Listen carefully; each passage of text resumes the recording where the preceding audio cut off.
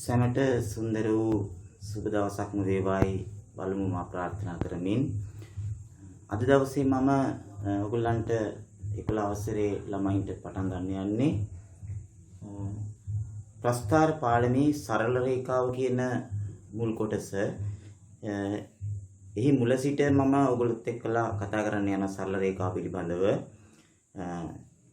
ඊට කලින් පොඩි කාරණයක්, මාගේ YouTube නාලිකාව subscribe කරන්න අමතක වෙලා තියෙනවා නම් කවුරු හරි ඒ කරන මෙන් ඉල්ලා සිටිමින් පාඩම මම දවසේ පටන් ගන්නවා.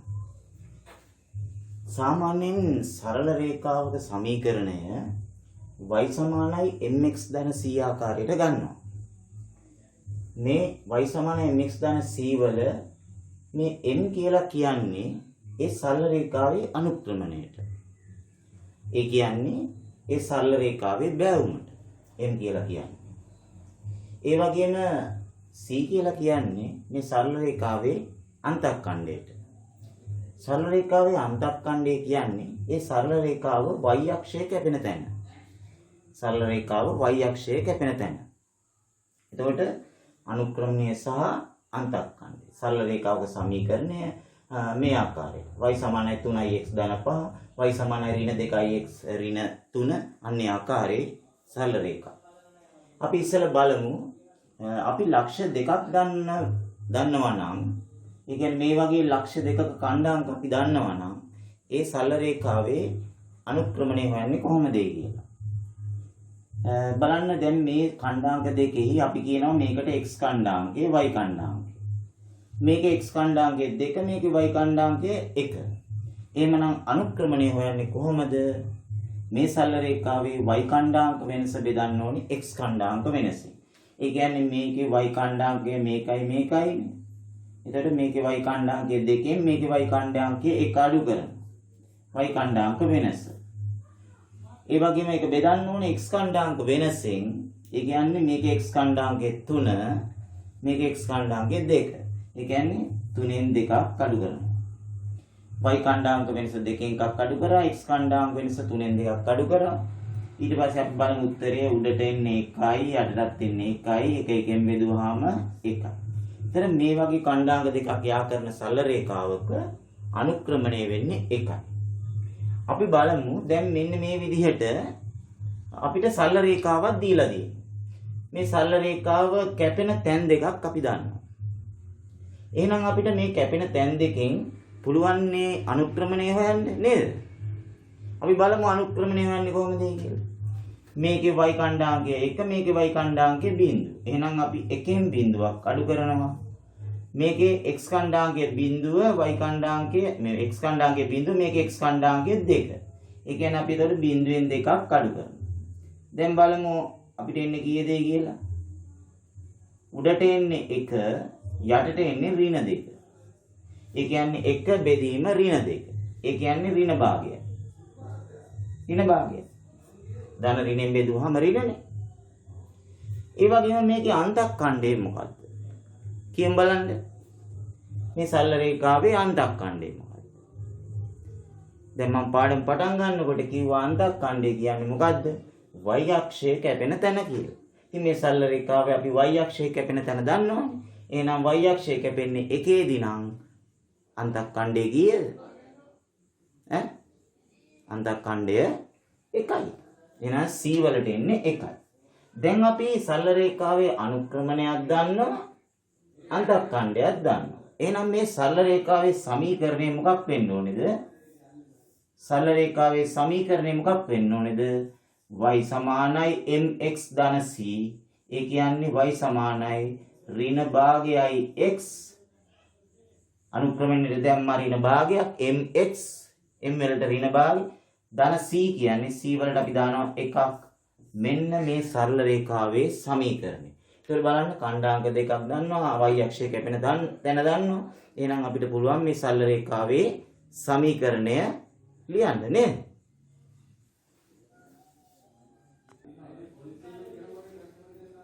ඊළඟට අපි බලමු සරල රේඛාවක් අඳින්නේ කොහොමද? සාමාන්‍යයෙන් සරල රේඛාවක් අඳිනකොට අපිට කණ්ඩාංක කීයක් ඕනේද? ඛණ්ඩාංක කීයක් ඕනේද? ඇත්තටම ඛණ්ඩාංක දෙකක් තිබ්බොත් ඒ ඛණ්ඩාංක දෙකේ ආකාරූපවන් සරල රේඛා. නමුත් අපි මේ හොයාගන්න ඛණ්ඩාංක දෙකම හරිද වැරදිද කියලා අපිට එකපාර තීරණය ගන්න බෑ. බැරි වෙලාවත් එකක් හරි වැරදුනොත් සරල රේඛාව වරදිනවනේ. ඒකින්ද අපි ඛණ්ඩාංක තුනක් හොයාගන්න ඕනේ. ඒ තුනම එක පේලියට ආවොත් අනිවාර්යෙන් අපි හොයලා තියෙන තුනම හරිනේ. ඉන්න මතක තියාගන්න ඛණ්ඩාංක තුනක් හොයන්න. දැන් අපි බලමු මෙන්න මේ y සමාන x දාන එක කියන සරල රේඛාව අඳින්නේ කොහොමද කියලා. පොඩි සරල උදාහරණයක් අරගෙන. අපි x වලට කැමති අගයන් ටිකක් දාගෙන ඊට අදාළ y වලට එන අගයන් ටික හොයාගන්න පුළුවන්. අපි x වලට මේ පොඩි පොඩි අගයන් දාන්න තියෙන්නේ. අපි x වලට ඍණ 1.1 වගේ අගයන් කිහිපයක් ගමු. දැන් ඊළඟට මතක තියාගන්න දැන් මම ප්‍රස්ථාර පාඩමේ අවසාන අදියරවල් වෙනකොට වක්‍ර ප්‍රස්ථාර අඳින්න එපා වර්ගජ ශ්‍රිතවල. ඒතර මේ අක්ෂ පද්ධතියේ නම් කරන හැටි පොඩ්ඩක් අපි බලාගමු. මෙතන බලන්න මේ පැත්තට x අක්ෂයේ 1 2 3 ධන අගයන් x අක්ෂයේ වම් පැත්තට ඍණ 1 ඍණ 2 ඍණ 3 බිඳුවේ ඉඳලා 1 2 3 ඍණ 1 ඍණ 2 ඍණ 3. ඒතර y අක්ෂයේ උඩට ධන යටට ඍණ. මේ තියෙන පිළිවෙල හරියට බලාගන්න. දැන් අපි බලමු මේ සමීකරණයේ x වලට ඍණ 1 දාලා. x තියෙන තැනට ඍණ 1 දැම්මොත් ඍණ 1යි ධන 1යි. ඒතර y වලට බලන්න ඍණ 1යි ධන 1යි එකතු කරාම බිඳුවයිනේ. උත්තරේ මෙතනට එන්නේ බිඳුව. නේද? x වලට බිඳුව දැම්මොත් මෙතන බිඳුව දැම්මොත් බිඳුව ධන 1. බිඳුව ධන 1 කියන්නේ උත්තරේ 1යි. ඒ කියන්නේ y වලට එන්නේ 1යි. පැහැදිලිද? x වලට අපි ඊළඟට දාන්න ඕනේ කීයද? 1. මෙතනට දාන්න 1 ධන 1. 1 ධන 1 කියන්නේ කීයද? 2යිනේ. ඒ කියන්නේ උතන්ට එන්නේ 2. ඔය ආකාරයට අපිට පුළුවන් මේ ඛණ්ඩාංක තුන හොයාගන්න ආදේශ කරලා බලලා. දැන් අපි මේ ඛණ්ඩාංක තුන මේකේ අපි ලකුණු කරලා සරල රේඛාව අඳිමුකෝ බලන්න. ඉස්සෙල්ලාම ඍණ 1 බිඳුව. ඍණ 1 බිඳුව කියන්නේ මේ මෙතන. හරිද? අනිත් එක බිඳුවේ 1. බිඳුවේ 1 කියන්නේ ඛණ්ඩාංකය මෙතන. අනිත් එක 1 2. x ඛණ්ඩාංක 1යි y ඛණ්ඩාංක 2යි. 1 2 ඛණ්ඩාංකය මෙතන. දැන් අපි මේ සරල රේඛාව අඳිනවා. අඩි කෝදු තියලා ලස්සනට අඳින්න.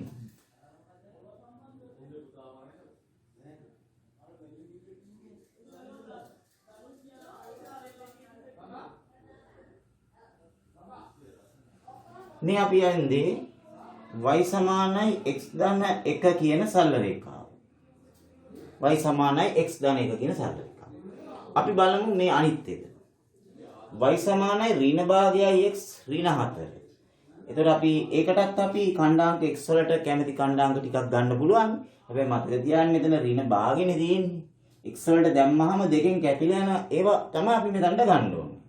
මෙතන 3න් එක තිබ්බනම් 3ේ ගුණාකාර තමයි මෙතනට ගන්න. දැන් අපි 2ේ ගුණාකාර කීපයක් ගමු. බිඳුවට ළඟ මේවා ඍණ 2 බිඳුව 2 කියලා. දැකද? දැන් ආදේශ කරාම අපි ඉස්සෙල්ලාම ඍණ 2 දැම්මොත් x තියෙන තැනට ඍණ භාගය ගුණ කිරීම ඍණ 2 ඍණ භාගය ගුණ කිරීම ඍණ 2 ඍණ 4. දැකද මේකේ y වලට උත්තරේ අපිට ගන්න පුළුවන් x තියෙන තැනට මොන මාන ඍණ 2 දැන්. දෙකට 2 කැපිලා ගියා.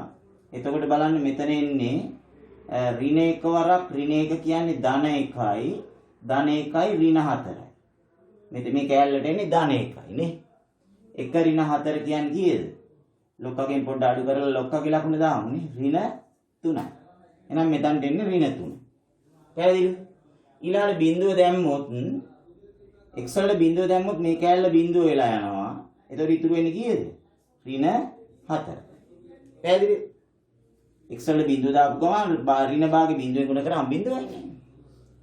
ඊළඟ x වල 2 දැම්මොත් ඔන්න බලන්න ඍණ භාගය ගුණ කිරීම 2 ඍණ 4.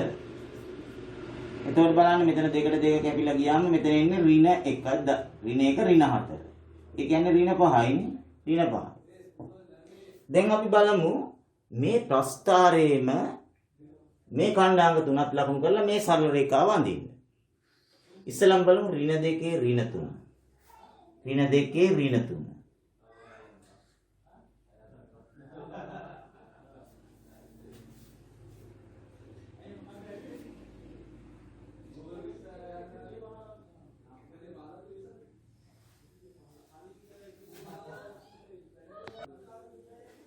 ඔව් මට කියන්න අමතක වෙච්ච කාරණයක් තිබ්බා මේ මෙතන මේ සමීකරණය බලන්න මෙතන 2යිනේ තියෙන්නේ. 2යිනේ තියෙන්නේ. ඉතින් අපි මුළු සමීකරණයම දෙකෙන් බෙදන්න ඉපේ. ඉතින් මේක දෙකෙන් බෙදුවාම y වෙනවා මේක දෙකෙන් බෙදුවාම ඍණ භාග වෙනවා මේක දෙකෙන් බෙදුවාම ඍණ 2 වෙනවා නේ. මට ඒ කාරණේ ඔයගොල්ලොත් එක්කලා කියන්න අමතක වුණා. එතකොට බලන්න දැන් අර මේ මෙතන 2 ආදේශ කරාම මෙතන 2නේ. එතකොට මෙතන එන්නේ ධන 1 ඍණ 2 කියන්නේ උත්තරේ ඍණ 1යි. හොඳේ? ඍණ 1. ඊට පස්සේ මෙතනට ආදේශ කරාම ඍණ 1යි මෙතන ඍණ 2යි කියන්නේ ඍණ 3යි. දැන් බලන්න ඍණ 2 ඍණ 1 අපි ලකුණු කරමු. ඍණ 2 ඍණ 1 කියන්නේ මේ මෙතන අර සරල රේඛාව උඩම කණ්ඩාංගයක් තමයි අපිට ලැබෙන්නේ. ඊළඟ බිඳුවේ ඍණ 4 කියන්නේ ඍණ 2යි නේ ඍණ 2යි. බිඳුව දැම්මහම මෙතනට ඍණ 2යි නෙන්නේ. එතකොට බිඳුවේ ඍණ 2 කියන්නේ මේ මෙතන. හොඳේ? බිඳුවේ ඍණ 2. බිඳුව දැම්මහම මේ කැලේ බිඳුවයි ඒතර ඍණ 2. ඊට පස්සේ x වලට 2 දැම්මම y වලට ඍණ 3යි. x වලට 2 දැම්මහම y වලට එන්නේ ඍණ 3 මේ මෙතන. දැන් බලන්න මේ කණ්ඩාංග තුන එක පේලියට ඇවිල්ලා තියෙනවා. අපි මේකේ ආකරම බලන්න.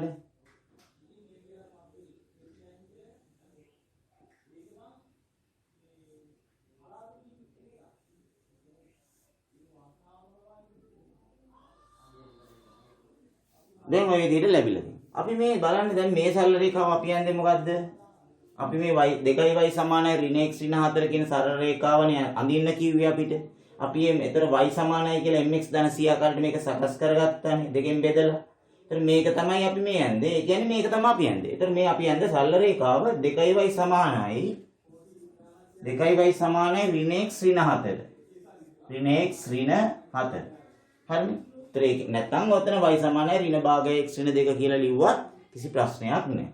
එතකොට බලන්න ළමයි චුට්ටක් කල්පනා කරලා මේ තියෙන්නේ සාමාන්‍යයෙන් මේක අපි සමගාමී සමීකරණයක් හැටියට මේ x මෙහාට අරගෙන අපිට පුළුවන් y ඍණ x සමානයි 1 කියලා ගන්න. පළවෙනි සමීකරණයෙන් එනවා y ඍණ x සමානයි 1 කියන එක. මේකෙත් අපි ඍණ භාගයයි x මේ පැත්තට ගත්තොත් y ඍණ භාගයයි x නැත්නම් මේකෙන් ඍණ x මෙහාට ගත්තොත් 2y ධන x සමානයි ඍණ 4. 2y ධන x සමානයි ඍණ 4. ඒතර අපි මේකත් සමගාමී සමීකරණ මේ දෙක සමගාමී සමීකරණ යුගලයක් හැටියට අරගෙන ඕගොල්ලෝ ඒක සමගාමී සමීකරණ යුගලේ බලන්න පුළුවන් නේද? මේ දෙක එකතු කරපු ගමන් x කපලා දාලා විදිහට y හොයාගන්න පුළුවන්. එහෙම හොයන්න පුළුවන්. එහෙම හොයලා බලන්න x වලටයි y වලටයි එන උත්තර දෙක. දැන් අපිට මේ සරල මේක ප්‍රස්ථාරිකව අපි මේ ගන්න මේ සමගාමී සමීකරණ යුගලේ ප්‍රස්ථාරිකව විසඳනවා නම් අපි මෙහෙම ප්‍රස්ථාර දෙකක් ඇඳලා ඒක ඛණ්ඩාංගේ ඡේදන ලක්ෂ්‍ය ඛණ්ඩාංගේ තමයි මේකේ විසඳුම වෙන්නේ. බලන්න මේ සරල රේඛා දෙක ඡේදනය වුණ ඛණ්ඩාංගය මොකද්ද? ඍණ 2 ඍණ 1 නේද? ඍණ 2 ඍණ 1. ඒ කියන්නේ මේ සමගාමී සමීකරණ යුගලය විසඳුවාම අපිට x වලට උත්තරය එනවද කියලා බලන්න ඍණ 2ක් y වලට උත්තරය ඍණ 1ක් එනවද කියලා බලන්න. ඛණ්ඩාංකය මොකද්ද? ඍණ 2 ඍණ 1නේ අපේ විසඳුම ආවේ. ඒතර ඒකේ x ඛණ්ඩාංකය ඍණ 2යි y ඛණ්ඩාංකය ඍණ 1. එහෙනම් මේක මේ සමගාමී සමීකරණය ප්‍රස්ථාරිකව විසඳුවොත් අපිට උත්තරය x වලට ඍණ 2යි y වලට ඍණ 1යි කියලා ලැබෙනවා. මේ ඛණ්ඩාංකයෙන් තමයි ඒක ලැබෙන්නේ. අපි මේ ගැන අපි තවදුරටත් සාකච්ඡා කරමු අද. ඊළඟට බලමු අපි මෙන්න මේ සමගාමී සමීකරණයයි මෙන්න මේ සමගාමී සමීකරණයයි ප්‍රස්ථාරිකව විසඳන්නේ කියලා කියනවා. එතකොට අපි ඉස්සෙල්ලම කරමු මේකේ y ඍණ x කියන එක ඍණ x එහා පැත්තට ගත්තාම ධන x x ධන 4 කියලා මේක පොඩ්ඩක් සකස් කරමු. මේකත් සකස් කරගමු ඒ විදිහටම ඍණ 2x සමාන ලකුණෙන් අනිත් පැත්තට දැම්මාම ධන 2x ධන 3 කියලා. හරිද? දැන් අපිට පුළුවන් x වලට පොඩි පොඩි ඛණ්ඩාංක කිය. ඔයගොල්ලන්ට මේ ඍණ 1.1ම දාන්න ඕනේ. මේලට ඔයගොල්ලන්ට කැමති අගයන් තුනක් දාගත්තා. හැබැයි මේ අපි අඳින ඛණ්ඩාංග තලයේ මේක ඒගොල්ලෝ ඇඳලා දෙන්නේ නැහැ නේ ඛණ්ඩාංග තලයේ. අපි අඳින ඛණ්ඩාංග තලයේ ලකුණු කරන්න පුළුවන් අගයන් x වලට y වලට එන විදිහට තමයි අපි ඛණ්ඩාංග තෝරගන්න ඕනේ. ඒකෙන් තමයි මම මේ පොඩි පොඩි ඒවා දාලා තියෙන්නේ. දැන් බලන්න මේකෙදී x වලට ඍණ 1 දැම්මොත් එනවා ඍණ 1 දැම්මොත් ඍණ 1යි ධන 4යි. ඒ කියන්නේ උත්තරේ ධන 3යිනේ. ඊළඟ x වල බිඳුව දැම්මොත් බිඳුව ධන 4යි කියන්නේ උත්තරේ 4යිනේ. x වලට 1 දැම්මොත් 1 ධන 4 1 ධන 4 කියන්නේ උත්තරය 5යි නේද? අපි මේ ඛණ්ඩාංක 3 අරකේ ඉස්සෙල්ලා අඳිමු. ඍණ 1 3 මේ තියෙන්නේ x වල ඍණ 1යි y වලට 3යි මේ මෙතන. පළවෙනි ඛණ්ඩාංකේ මේ මෙතන. ඍණ 1 3. ඊළඟට බිඳුවේ 4. බිඳුවේ 4 මේ මෙතන. තේරුණාද? ඊළඟට තියෙන ඛණ්ඩාංකේ 1 5. x වලට 1යි y වලට 5යි මෙතන. දැන් මේ ඛණ්ඩාංක තුන එක පේලියට ඇවිල්ලා තිනවා අපිට පුළුවන් ඒ සරල රේඛාව අඳින්න. දැන් අපි අඳිනවා.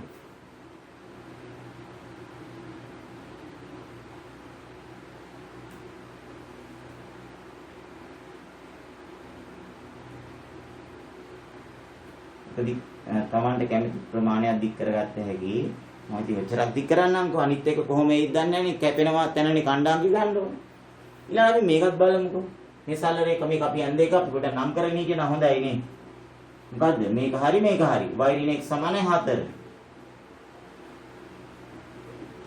නැත්නම් මේක දෙක මාරුනොත් එහෙම බැරිලා. අදාම් මේකට x වලට ඍණ 1.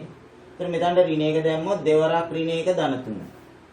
දෙවරක් ඍණ 1 ධන 3. දෙවරක් ඍණ 1 ඍණ 2යි ධන 3යි. බලන්න ඍණ 2යි ධන 3යි කියන්නේ උත්තරේ 1යි. ඊළඟට x වලට දාමු බිඳුව. x වලට බිඳුව දැම්මොත් දෙවරක් බිඳුව බිඳුව ධන 3 කියන්නේ බිඳුව ධන 3 කියන්නේ උත්තරේ 3යි. හරි. x වලට 1 දැම්මොත් දෙවරක් 1 2යි. x වලට 1 දැම්මොත් දෙවරක් 1 2යි. දෙවරක් 1 ධන 3. ඒ කියන්නේ 2 ධන 3. උත්තරේ කීයද? 5.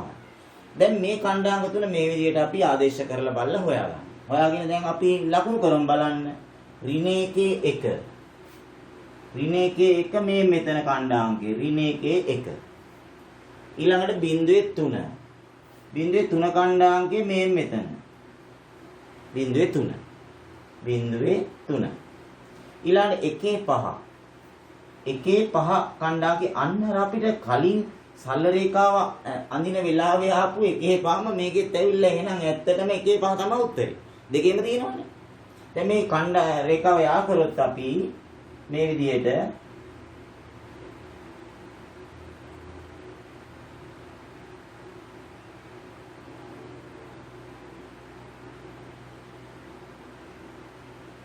ඉතින් අපි මේ සරල රේඛාව තෝම යා කරනවා.